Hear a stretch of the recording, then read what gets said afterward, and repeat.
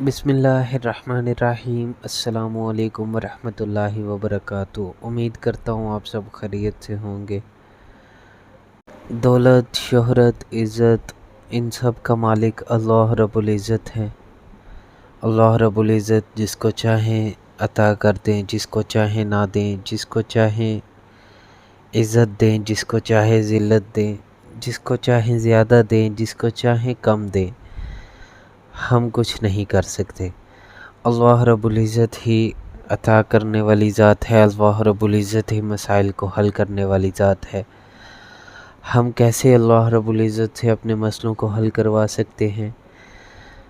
अपना ताल्लुक़ अल्लाह रब्बुल इज़्ज़त से जोड़कर।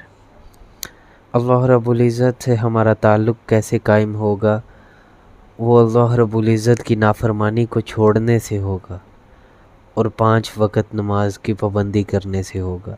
ये 2 काम जिसने कर लिए उसके सारे मसले हल हो गए, और जिसने ये 2 काम ना किए वो वज़ीफ़ों के पीछे ज़लील होता रहा, उसका कोई भी मसला हल नहीं हुआ।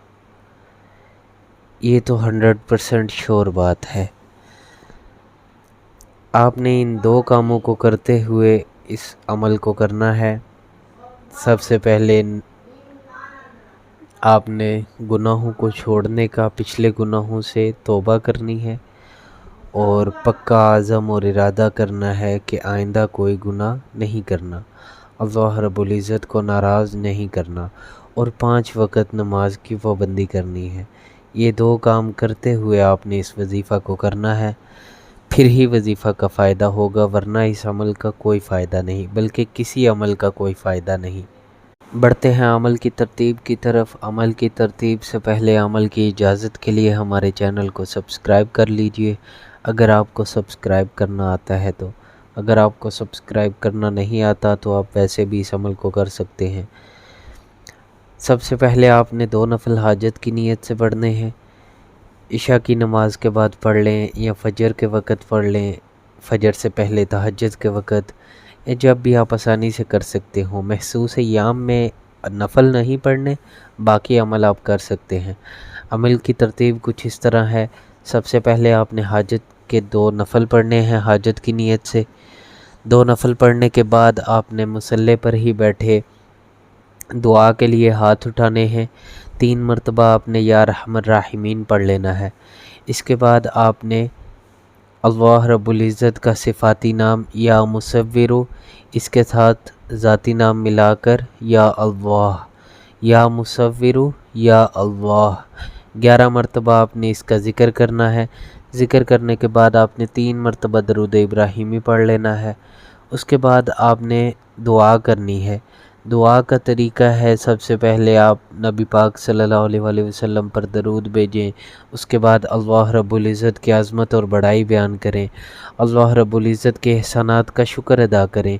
अल्लाह रब्बुल इज़्ज़त के इतने एहसानात हैं हम पर, हम उनका शुक्र अदा करें। अल्लाह रब्बुल इज़्ज़त ने हमें आँखें दी, हमें कान दिए, हमें नाक दी, इतने एहसानात हैं अल्लाह रब्बुल इज़्ज़त की, इतनी नेमतें हैं हमारे पास जिनका हम इस्तेमाल तो करते हैं, लेकिन शुक्र का कभी हमारे अंदर तसव्वुर भी पैदा नहीं हुआ।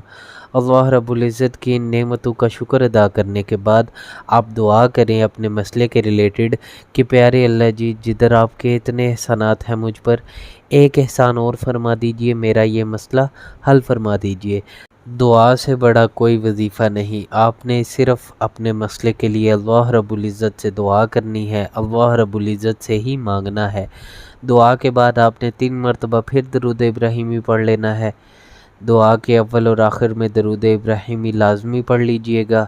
अपना नाम, अपनी वालदा का नाम किसी को न दें। जादू, नज़र बद, बंदिश पर लूटने वालों को पैसे हरगिज़ न दें। मिलते हैं इंशाल्लाह नेक्स्ट वीडियो में। अस्सलामु अलैकुम वरहमतुल्लाहि वबरकातुहू।